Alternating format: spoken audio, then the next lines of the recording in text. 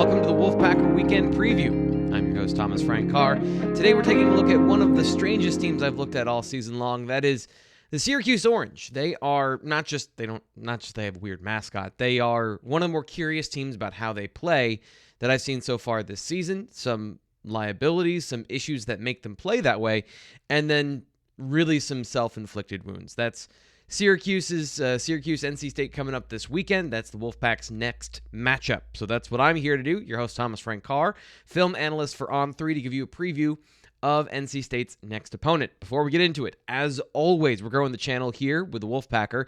So make sure not only that you subscribe, and if you're watching, hopefully you already have, but tell your friends, tell everybody that what we're doing here on YouTube, giving you more information, covering your sports in every single way for NC State. So, Syracuse, super interesting team. Let's start on offense, as we usually do, and get into the things that actually make Syracuse dangerous, because they do have some rather special players on that side of the ball, and to me, it starts with running back Sean Tucker. He was not a COVID fluke last year. He's coming back for his second freshman season, his redshirt season, his sophomore. I don't even know what to call that anymore. All I know is he's really good. Sean Tucker has been one of the most explosive running backs in the nation. He has 1,381 yards rushing. That is third in the country. Not only that, explosive runs. So if he gets to the second level, this is a guy that's going to do some major damage. 21 runs of 15 yards or more, breakaway speed, and the power to break tackles, 928 yards after contact. That is second in the nation. So Sean Tucker, primary job, 1A for this team, is going to be shutting down the Syracuse rushing attack. Sean Tucker is what makes that engine go. You have to make sure that you bottle him up in the backfield.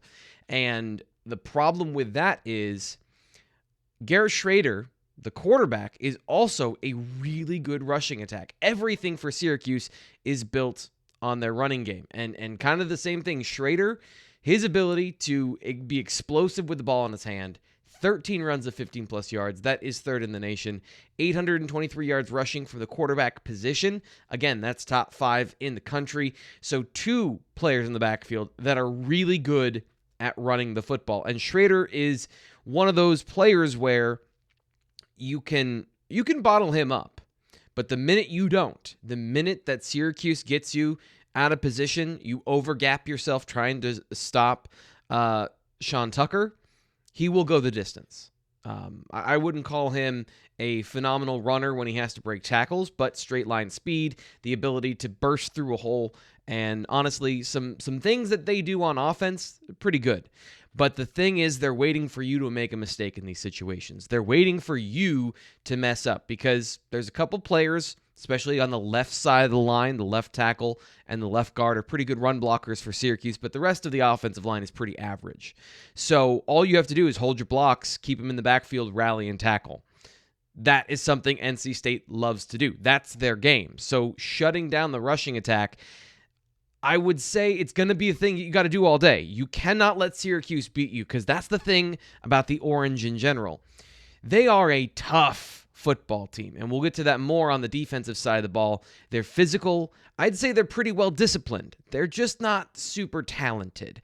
So if they run a 7 route, you've got to cover it. If they run a read option quarterback power, you have to take every part of that seriously. You cannot miss an assignment, because they'll throw the ball down the field with some explosive plays over the top in the play action game, and they'll try to take some shots.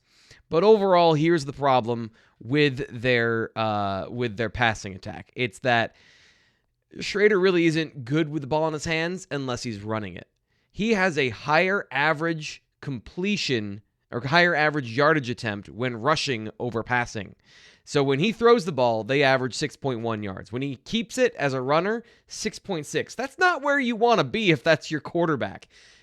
Now, the 6.6 rushing is great, but you want that number passing to be more efficient. You want that near 9 or 10. So their passing attack is, I want to say, anemic, but that's even being nice. There are not a ton of dangerous threats on the outside for Syracuse.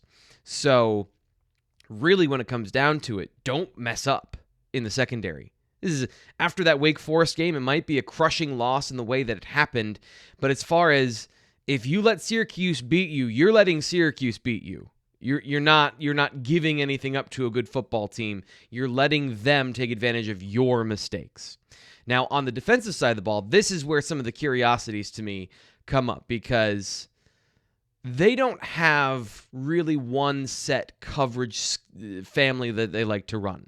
So how this breaks down is there's single high and two high safeties. Either you have one player in the middle of the field that's closed off, you don't want anyone going in the middle of the field, or you have two, meaning you can have up to four players playing deep, protecting against explosive passing plays. Most teams fall into the category of playing one or the other, or similarities blending some of them together. Syracuse plays a little bit of everything. And I think that's more to do with their personnel so much than what they want to do, because in the past, with some players that left at the NFL draft last year, they were playing a lot of cover 1 and cover 3, man coverage and the zone coverage that associates with that.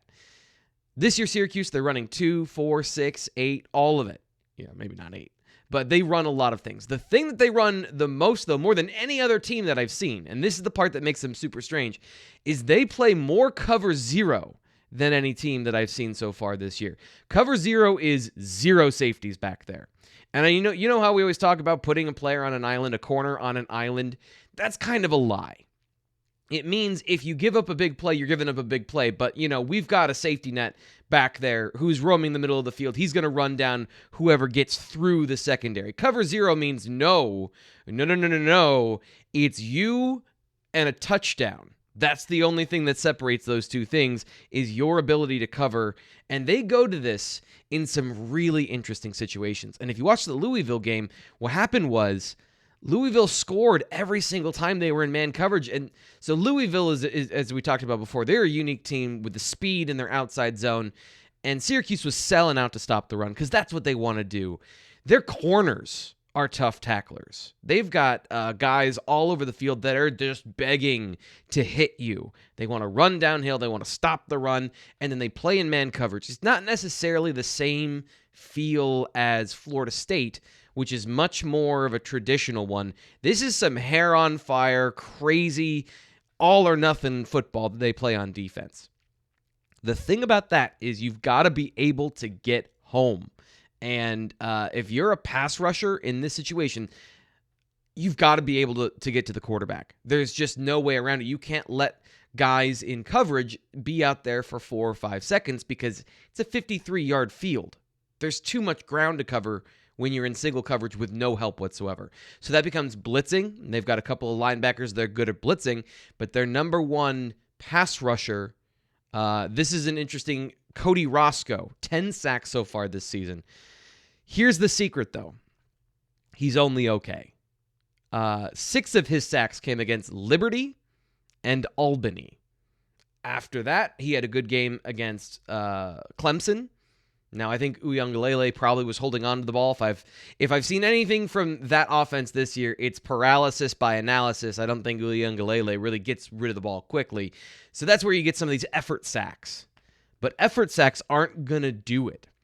So in this situation, if Devin Leary's given time in single coverage, pick your favorite. There are too many good options for NC State in this game for that to happen. So in those situations, when they select to be crazy aggressive and go cover 0, that's when you've got to strike. That's what Louisville did. That's what Boston College couldn't do in some of the games that I watched, is you just have to have a competent passing attack. And then you get up on them and they can't throw the football. So game flow is going to be important to make this a game where Syracuse isn't sticking around. That's the key. You got to be able to put this team away quickly, because if they hang around and if they break a couple runs, now they're into the game that they want to play. Don't let them muddle things up. Don't let them be the tough, crazy, physical team that flies downhill, because here's the other secret. Their nose tackle is 285 pounds. So again, from run defense all the way down to coverage, everything is kind of off with Syracuse. And they do it with bodies and effort and speed, necessarily over prototypes at any position or some overwhelming strength. They're a team that's all over the field. You can have a safety down on the line of scrimmage or 30 yards deep, and that part is the unpredictability that Devin Leary is going to have to work through.